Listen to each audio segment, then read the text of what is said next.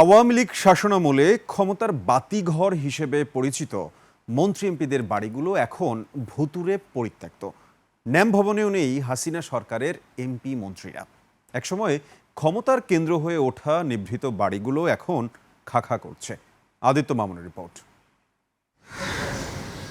ক্ষমতা চর্চার কেন্দ্রস্থল হিসেবে সাবেক সরকারের মন্ত্রীদের অন্যতম ছিলেন আমির হোসেন আমু। ৫ আগস্টের পর রাজধানীর রিজকাটনের বাড়িটি এখন পরিত্যক্ত। আওয়ামী লীগ শাসনামলে আমির হোসেন আমুর এই বাড়িটি ছিল ক্ষমতার অন্যতম প্রতীক। সরকার পতনের পর বাড়িটিতে এখন ঝুলছে তালা। বাড়িটি নিয়ে স্থানীয়দের আগ্রহের কমতি নেই। এটি দেখভাল করছে নিউ ইস্কাটন ওয়েলফেয়ার সোসাইটি। খুব জমজমাট অবস্থা ছিল, পুলিশ পাহারা দিত, মানুষজন আসতো।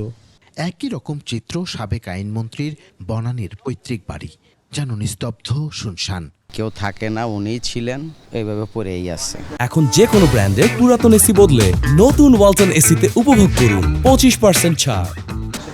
৫ আগস্টের পর বাড়িটি অনেকটাই ভুতুড়ে এবং পরিত্যক্ত ভবনে পরিণত হয়েছে, যেটি একসময় ছিল এই অঞ্চলের পাওয়ার হাউস।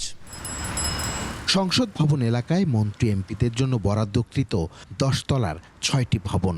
ন্যাম ভবনের 240টি ফ্ল্যাট এখন ফাঁকা। তবে সম্প্রতি কয়েকটি পরিবারকে থাকতে দিয়েছে অন্তর্বর্তী সরকার। 5 জন প্রসিকিউটর আছি আমরা এখানে 2024 ডিসেম্বর থেকে।